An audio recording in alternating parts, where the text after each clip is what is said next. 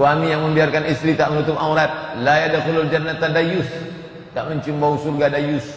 Siapa itu dayus? Alladzi la yagharu ala maharimihi, yang tak ada rasa cemburu kepada mahram. Siapa itu dayus? Alladzi yuqirru su' ala ahli, membiarkan istrinya tak menutup aurat. Tutup aurat. Yang lajang-lajang yang belum menikah, menikah kalian dengan perempuan yang menutup aurat. Yang sudah menikah belum juga menutup aurat, tutup aurat. Tak pernah berhenti tutup aurat, tutup aurat, tutup aurat, tutup aurat.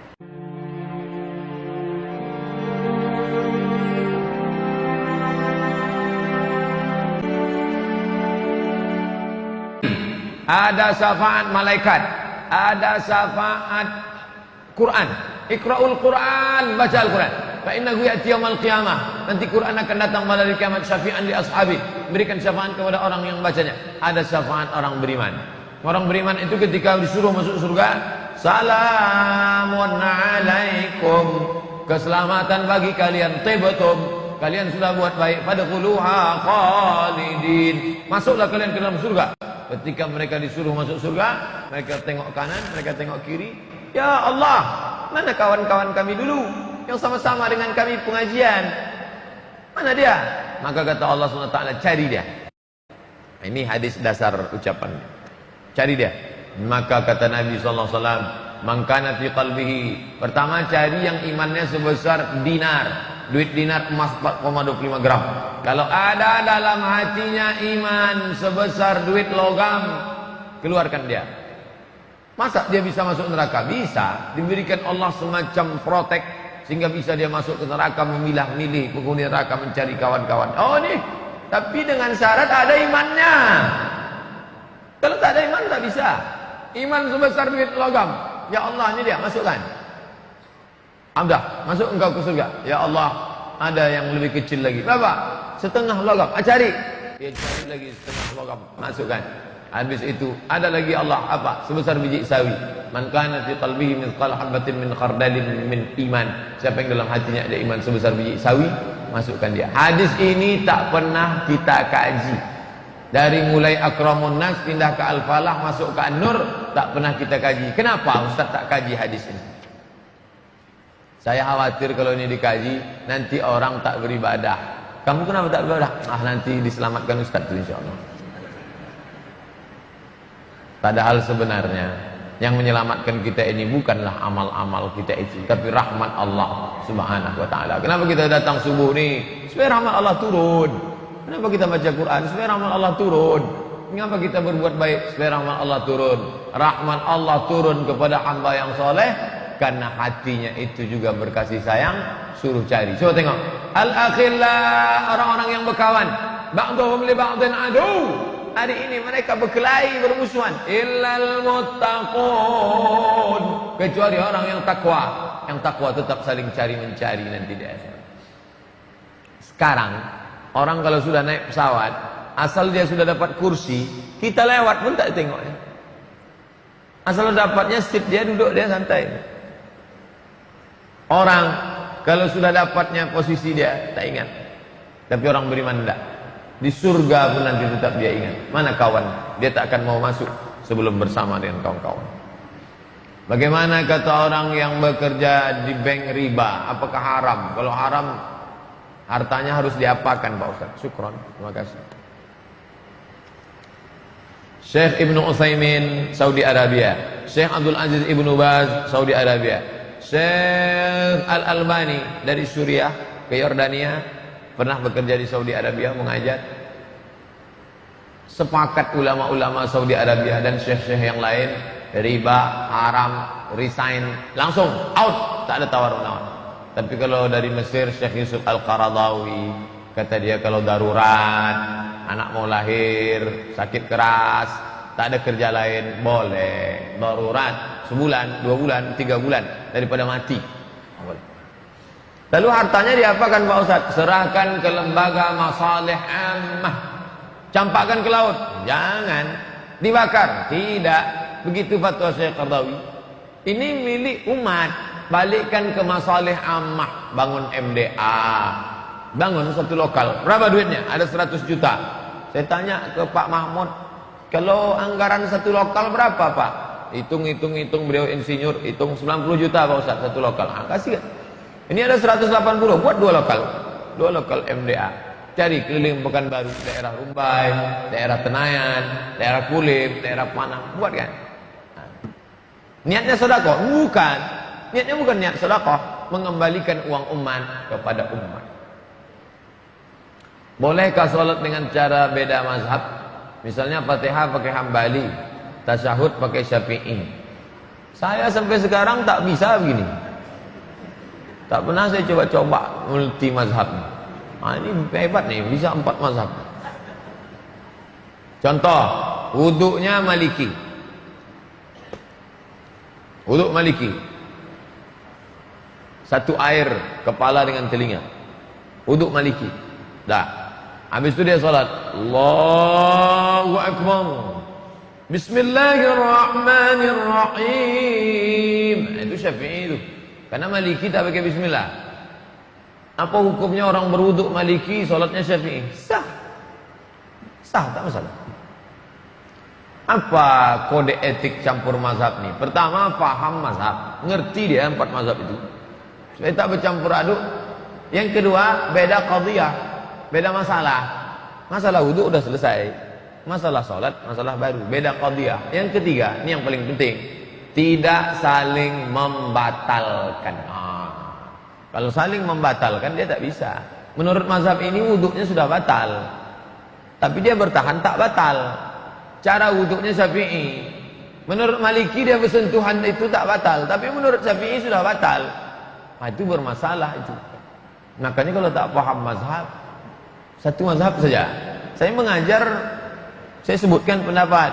Menurut Hanafi begini, menurut Maliki begini, menurut Syafi'i begini. Tapi yang saya amalkan, tapi saya tak pula mengatakan 100% mazhab Syafi'i.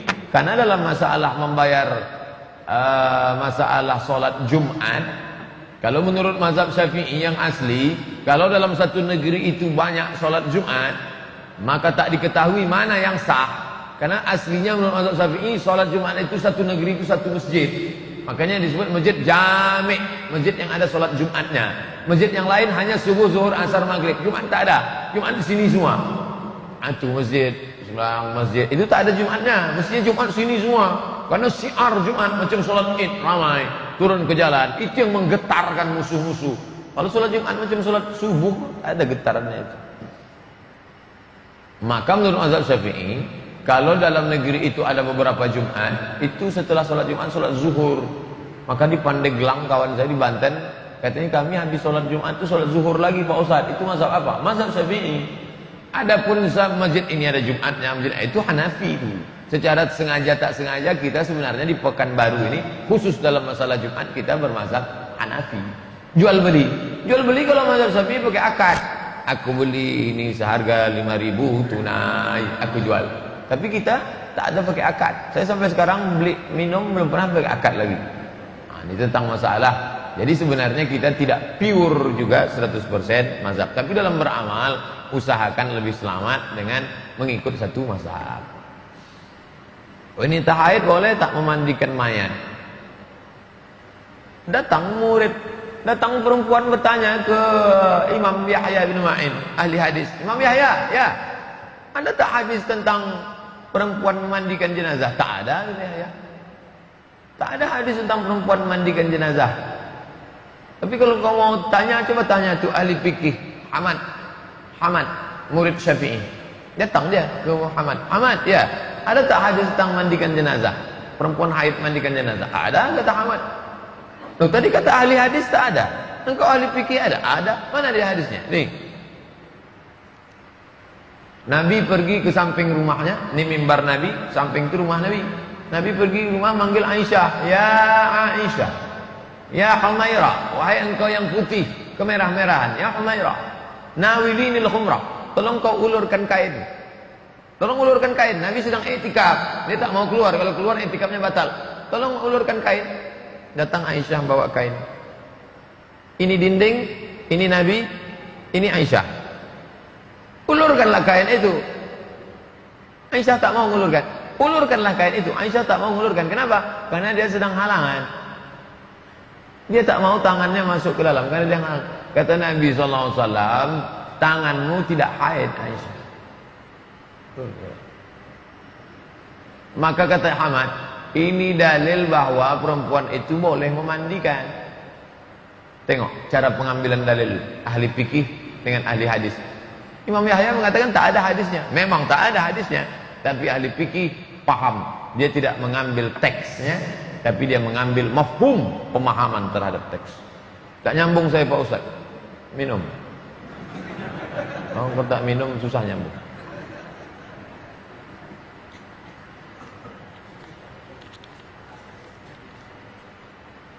Saya minta tolong Ustadz melalui ceramah. Saya punya saudara perempuan masih belum mau menutup aurat. Ibu-ibu dah mulut menyampaikan menutup aurat nih. Tinggal putarkan saja. Perempuan yang tak menutup aurat, neraka jahanam tempatnya.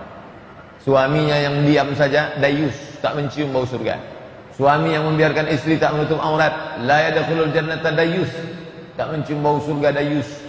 Siapa itu dayus? Alladzi la yagharu ala maharimihi, yang tak ada rasa cemburu kepada mahram. Siapa itu dayus? Alladzi yuqirru su' ala ahli, membiarkan istrinya tak menutup aurat. Tutup aurat. Yang lajang-lajang yang belum menikah, menikah kalian dengan perempuan yang menutup aurat. Yang sudah menikah belum juga menutup aurat, tutup aurat. Tak pernah berhenti tutup aurat, tutup aurat, tutup aurat, tutup aurat. Jangan pakaian sempit, jangan pakaian transparan. Yang boleh nampak wajah, tapak tangan, nampak. Yang tangan zahiruha wa batinuha, ini boleh, ini boleh. Itu. Jilbab panjang, hijab panjang.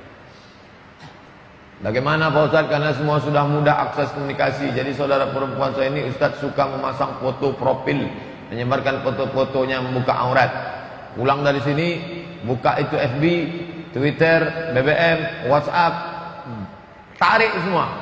Foto-foto yang buka aurat, buang semua, delete, hijrah total, tak ada lagi. Yang sudah di save, disimpan kawan, apa boleh buat? Banyak udah. Yang punya friend 5.000 orang sudah melihat itu tiap hari. Bayangkan dosa zina. Orang lain berzina mata gara-gara foto kita. Macam-macam posenya di situ. Bayangkan itu dosa. Dosa jariah, mengalir terus. Taubat nasuha, mandi taubat, sholat sunat taubat, berhenti. FB-nya kalau bisa membawa kebaikan, share ceramah, bisa mendapatkan grup-grup, masuk grup-grup yang baik, grup-grup yang mau nahi mungkar. Adapun yang tak baik tinggalkan. Ketika saya larang untuk menghapus, menggantinya, dia mengatakan perempuan yang bercadar aja suka selfie. Jadi jangan larang akulah. Perempuan cadar tak jadi patokan.